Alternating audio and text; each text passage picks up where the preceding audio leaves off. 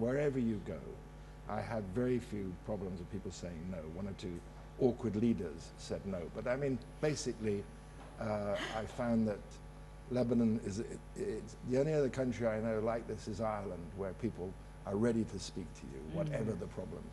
Nice. We like communication. This is true. Why such a title,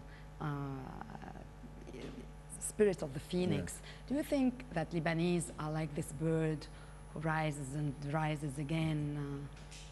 Yes, I think the thing that this book shows is that over the years, I mean, let's say over the past 200 years, roughly, since the West, the Ottoman Empire started to collapse, the West started interfering, Lebanon became, you know, very much sort of torn between these two conflicting ideas of East and West, of Arab and Europe.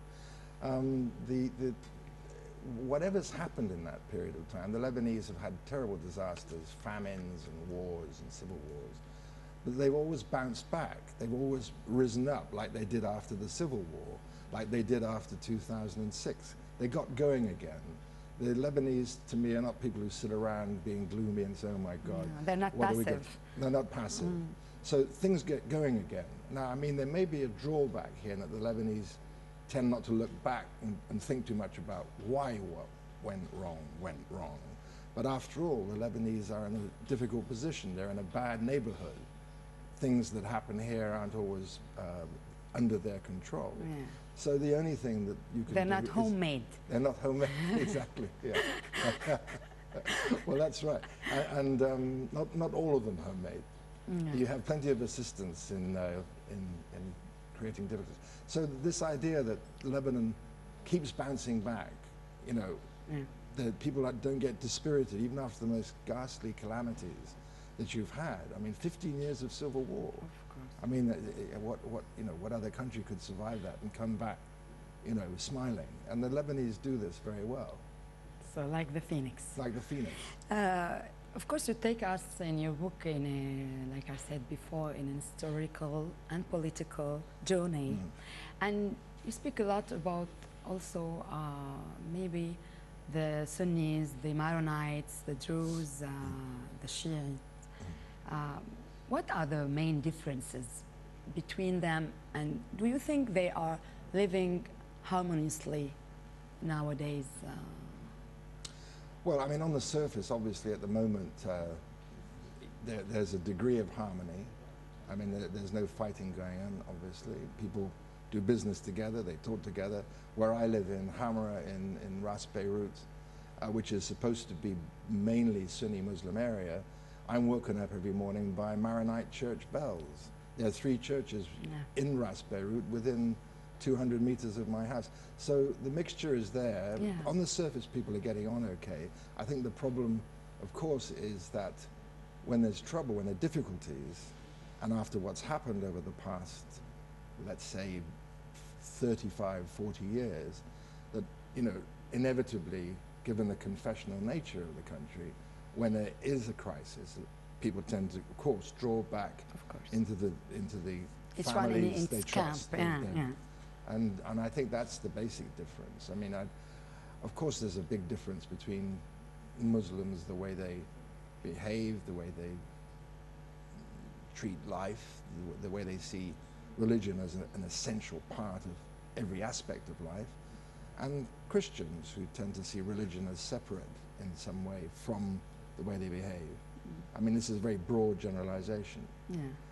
And the Druze are different again. They have a very secretive religion, but they behave, I think they're slightly more in the camp that I understand. You know, I'm not Islamic, but I understand something of what Muslims are about, but of course I'm not steeped in their ideology or their way of life. But you tolerate everything. But of course they're great. I mean, obviously everybody in this region has to some extent grown up in an Islamic or a Muslim culture. It is the pervasive overall sweep of this region's history is Arab and therefore Muslim. But the great thing about Lebanon and Syria, I think is still true, is in these two countries, you know, the minorities who are not Muslim are still surviving and are still prospering. I mean, the great tragedy, of course, is that so many Christians are leaving this region. Yeah, this is nice to hear. In your book, you celebrate the qualities which unite the Lebanese together. What are the most important qualities that you found in Lebanese Well, people? first of all, I mean, you have to be careful what you believe, but I think that what I like about Lebanese, of course, is first of all their warmth and their hospitality. I think this is almost across the board, wherever you go. The fact that they communicate, I think this is what's made Lebanon very different from the rest of the Arab world, perhaps because of its system, where you know, the idea of a dictatorship, for instance, in Lebanon is impossible. How could you have a dictator in this country? It would be unthinkable. So therefore, people are quite free to say and do what they like. Sometimes it's a disadvantage, sometimes, but I mean, to me, as a Westerner, it's a great thing. So you have access to people. What I say is, you hear the Arab voices in Lebanon, all of them, and you can actually have access to them.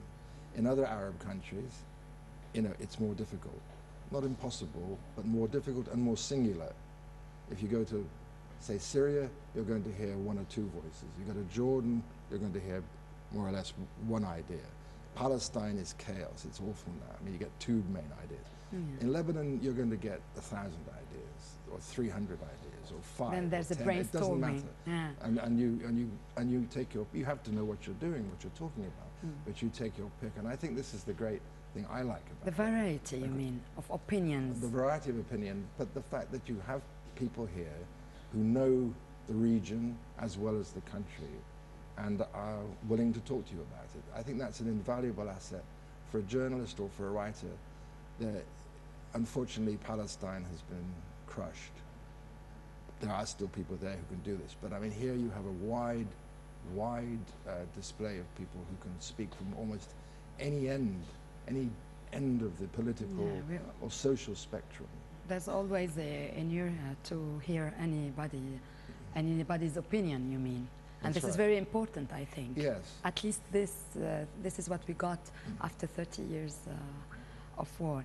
Do you still think that Lebanon is a very risky country, or is it going towards maybe a better,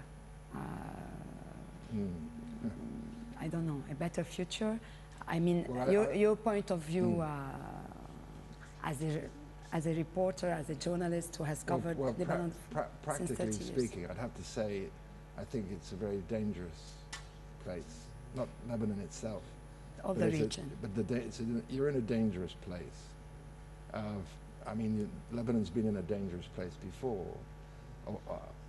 When the PLO came here, the guerrillas, the Fedayeen came to Lebanon. Suddenly Lebanon was in the front line for the first time with Israel. That hadn't happened before. Then there was a long period. So we're still on a volcano. You are, I think, yes, I'm afraid. I'd like to be able to say it's all over. And no, I mean, we all know that, I think. And maybe somewhere we adapted ourselves to that. Yes. And this is what makes our charm. Partly the way the Lebanese keep bouncing back.